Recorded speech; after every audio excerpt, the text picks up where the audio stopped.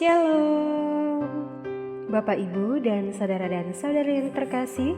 Jumpa lagi dalam Sikat Sabda Iman Katolik, Rabu Pekan Biasa ke-29, Bulan Rosario, 20 Oktober 2021. Bacaan hari ini dari Injil Lukas bab 12 ayat 39 sampai 48. Marilah kita siapkan hati dan pikiran kita untuk mendengarkan sabda Tuhan. Semoga Tuhan beserta kita, sekarang dan selama-lamanya. Inilah Injil suci menurut Lukas. Dimuliakanlah Tuhan. Pada suatu ketika, berkatalah Yesus kepada murid-muridnya, "Camkanlah ini baik-baik. Jika tuan rumah tahu pukul berapa pencuri akan datang, ia tidak akan membiarkan rumahnya dibongkar. Hendaklah kalian juga siap sedia, karena Anak Manusia akan datang pada saat yang tak kalian sangka-sangka." Petrus bertanya, "Tuhan, kami sajakah yang kau maksud dengan perumpamaan ini, ataukah juga semua orang?" Tuhan menjawab, "Siapakah pengurus rumah yang setia dan bijaksana yang akan diangkat oleh tuannya menjadi kepala atas semua hambanya untuk membagikan makanan kepada mereka pada waktunya? Berbahagialah hamba yang didapati tuannya sedang melakukan tugasnya ketika tuan itu datang. Aku berkata kepadamu, sungguh tuan itu akan mengangkat dia menjadi pengawas segala miliknya. Tetapi jika hamba itu jahat dan berkata dalam hatinya, tuanku tidak datang-datang, lalu ia mulai memukul hamba-hamba lain, pria maupun wanita, dan makan minum serta mabuk, maka tuannya akan datang pada hari yang tidak disangka-sangkanya dan pada saat yang tidak diketahuinya, dan tuan itu akan membunuh dia serta membuat dia senasib dengan orang-orang yang tidak setia.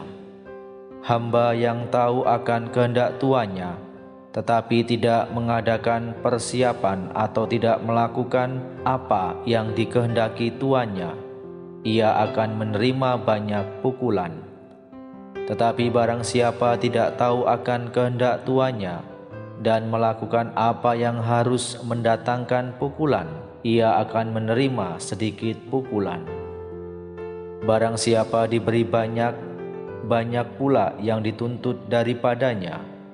Dan barang siapa dipercaya banyak, lebih banyak lagi yang dituntut daripadanya." Demikianlah sabda Tuhan. Terpujilah Kristus.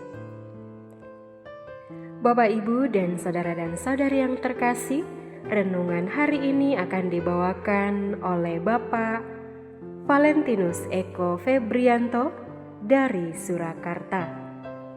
Selamat mendengarkan.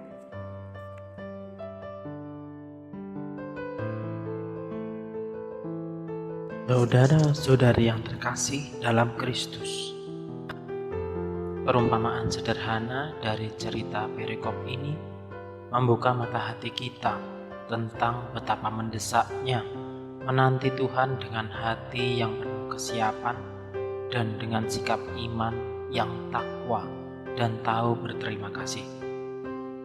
Yesus pun mengajak kita untuk tetap berjaga-jaga, karena kejahatan dapat memangsa kita dikala kita lengah.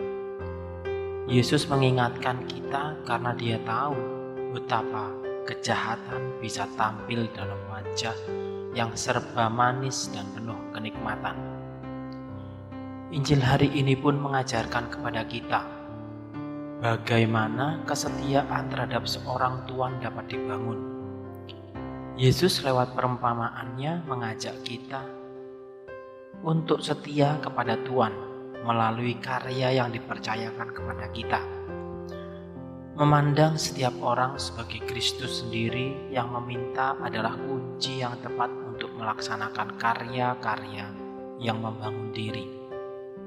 Terkadang kita merasa jengkel terhadap atasan dalam dunia pekerjaan.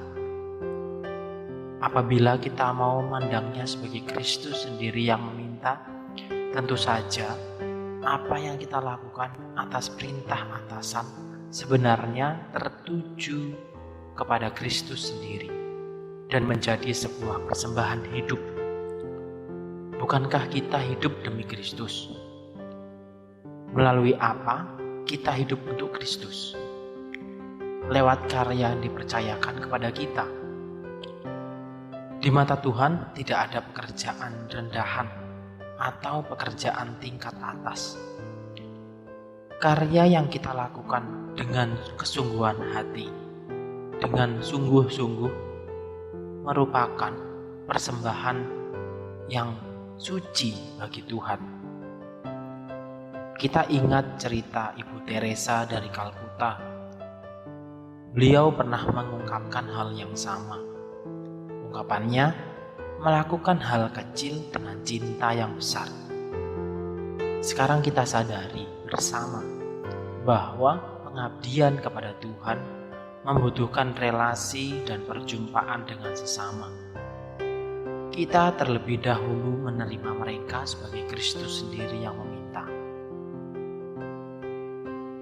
Setiap orang yang kepadanya banyak diberi, daripadanya akan banyak dituntut, dan kepada siapa yang banyak dipercayakan, daripadanya akan lebih banyak lagi dituntut. Tentu saja, semua yang kita miliki adalah milik Tuhan dan dikembalikan kepada Tuhan. Melalui apa kita kembalikan? Ya, mengembalikannya melalui sesama juga. Contoh kecil, orang yang memiliki harta berkecukupan harus menyadari bahwa harta miliknya tersebut adalah milik Allah juga. Ada suatu tuntutan dari Allah agar yang berkecukupan berbagi kepada mereka yang berhak menerima. Kedudukan sebenarnya adalah suatu akses yang digunakan Allah agar kita mau berbagi, melaksanakan karya kasih dan peduli terhadap sesama. Seorang atasan harus sadar justru posisinya bukanlah sekedar pemimpin, tetapi juga melayani dan memberi lebih. Tuntutan kasih itu datang bukan karena Allah benci, tetapi karena Allah memakai kita semua. Apapun profesinya, kita saling membantu membangun dunia ini, sehingga kerajaan Allah yang ada itu benar-benar dirasakan di bumi ini, dirasakan oleh semua manusia. Akhir kata, saya mengutip hal-hal yang indah yang dapat memotivasi kita dari kata-kata dari Ibu Teresa dari Kalkuta. Kata-katanya seperti ini: aku tidak dapat melakukan hal yang dapat kamu lakukan. Kamu tidak dapat melakukan apa yang aku lakukan. Maka bersama kita dapat melakukan hal besar.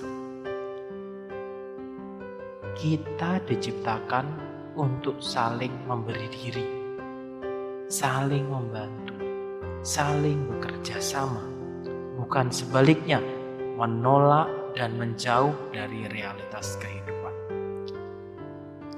Semoga renungan singkat ini menjadi tanda persatuan kita bersama-sama dengan Kristus. Tuhan memberkati.